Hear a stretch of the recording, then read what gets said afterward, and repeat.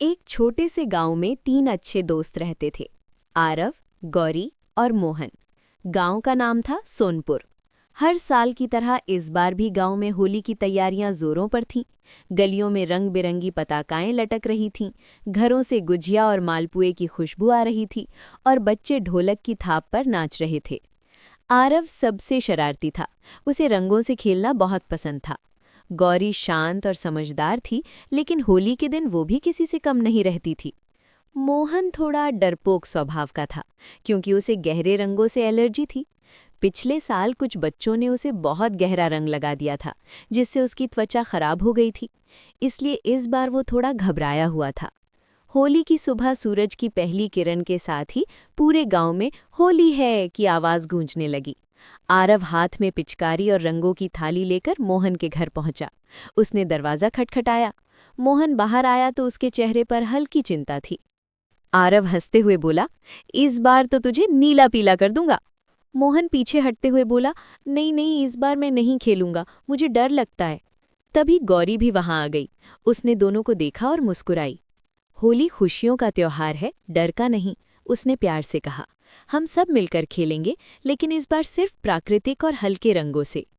गौरी ने अपने हाथ में हल्दी, चंदन और गुलाब की पंखुड़ियों से बने रंग दिखाए। ये देखो, ये सब घर पर बनाए हैं, किसी को नुकसान नहीं होगा।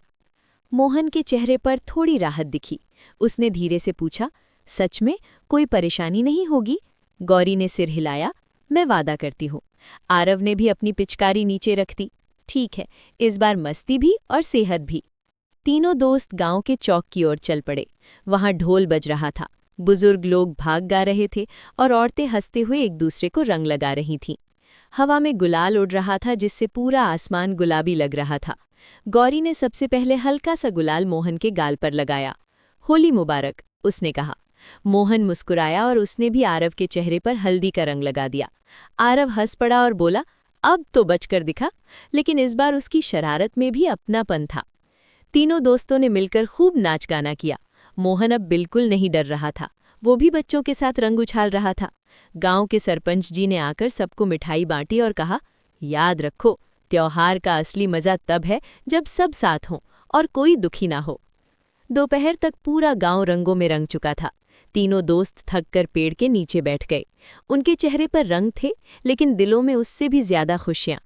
मोहन ने मुस्कुराते हुए कहा, आज की होली मेरी जिंदगी की सबसे अच्छी होली है। आरव ने हंसते हुए कहा, क्योंकि इस बार रंगों में दोस्ती मिली है। गौरी ने आसमान की ओर देखा, जहां हल्के बादल तैर रहे थे। होली हमें यही सिखाती है कि प्यार और समझदारी से हर डर को रंगीन बनाया जा सकता है। शाम होते होते जब सबने नहाकर साफ कपड़े पहन लिए, तो तीनों दोस्त फिर से चौपाल पर मिले। ढोलक की थाप धीमी हो चुकी थी, लेकिन दिलों की धड़कनें अभी भी उत्साह से भरी थीं। उन्होंने एक दूसरे से वादा किया कि हर साल होली ऐसे ही मिलजुल कर मनाएंगे, बिना किसी डर, बिना किसी भेदभाव के। उस दिन सोनपुर गांव में सिर्फ रंग ही नहीं उड़े थे, बल्कि दोस्ती, विश्वास और प्यार के रंग भी हर दिल में बस गए थे।